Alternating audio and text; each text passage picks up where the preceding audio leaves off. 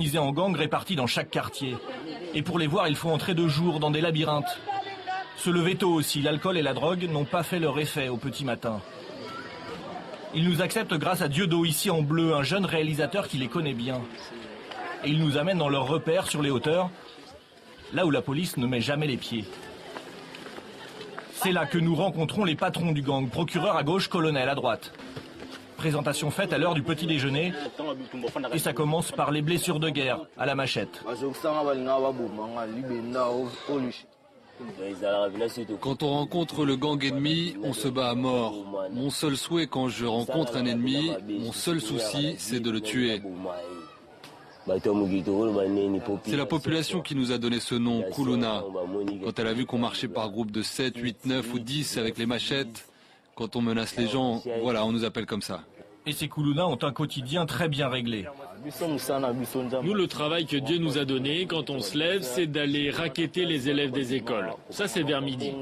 Les enfants qui sortent, on leur prend leur téléphone, l'argent, tout ce qu'ils ont sur eux, on prend. Et puis à 14 h, on va chercher les gangs ennemis en face. On va se battre pour les tuer, pour les découper. Après, le soir, on recommence un nouveau parcours. Au marché pour aller prendre les chaînettes des femmes, les téléphones. Si tu résistes, on te découpe. On t'enlève la joue ou le nez, tu reçois un coup de machette. Ça fait longtemps qu'on a cette vie-là. Moi, j'ai 12 ans d'expérience. J'étais un enfant des rues, je ne me vois pas faire autre chose. Moi, par exemple, j'ai une femme et 3 enfants. Comment je fais pour les faire vivre?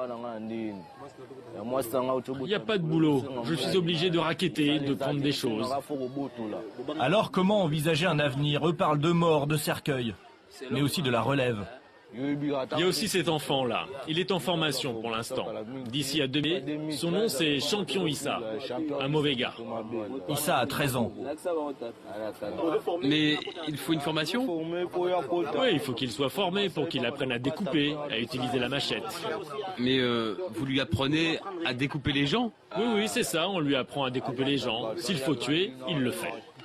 Issa pense qu'il n'a que ce choix, devenir Kuluna. Papa est mort, maman est morte. Je dors dehors. Je suis seul pour chercher l'argent.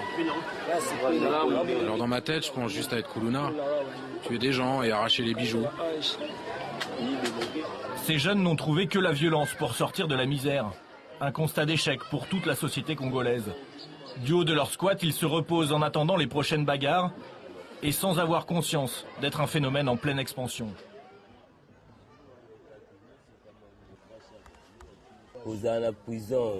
Être en prison, c'est pas une si mauvaise chose. C'est comme être en liberté. En fait, ça m'est égal. Il y a un temps pour tout. Tout ce qui arrive, c'est la volonté de Dieu. Et peut-être que pendant le temps passé en prison, j'aurais pu mourir d'une balle si j'avais été dehors. Il faut juste glorifier la volonté de Dieu. Moi, je suis allé 2 fois en prison. J'y suis allé parce que j'ai coupé le bras d'un ennemi, comme ça. La Jeep de la police est arrivée et ils m'ont mis en prison. J'ai fait 8 ans là-bas, sans aucune visite. Je me suis débrouillé pour survivre, pour trouver à manger. Moi, j'ai souffert énormément. Je nettoyais les toilettes, je vidais la merde des autres. C'est le Zaïre, un monde de souffrance. Si tu ne m'en dis pas, tu ne vis pas. C'est un pays bizarre où un homme peut te sodomiser pour de la nourriture. Il te fait ça, sinon tu ne manges pas. Pour avoir du foufou, la farine de manioc, tu dois passer par là. C'est un monde dur.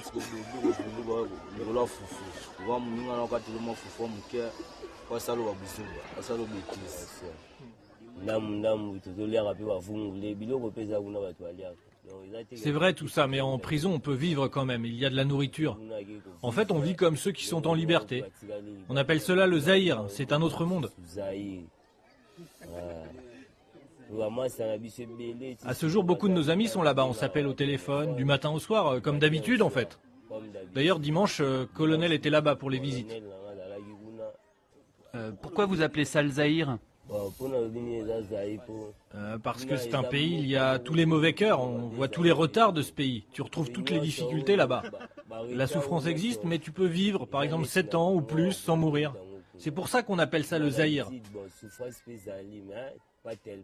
Parce que, en fait, du temps de Mobutu, on ne mourait pas aussi facilement qu'aujourd'hui.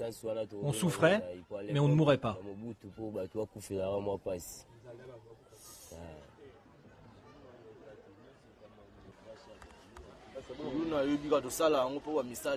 Être Kuluna, c'est pas une solution pour moi. Je fais ça parce qu'il n'y a pas de travail. Si on crée des compagnies, avec un bon salaire, on va tous se retirer et abandonner notre travail actuel. Mais bon, comme il n'y a pas de compagnie, on doit continuer à voler.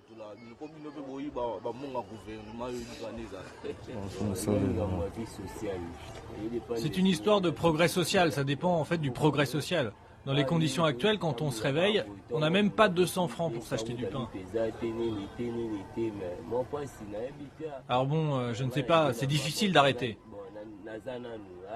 Moi en tout cas, je suis encore dedans.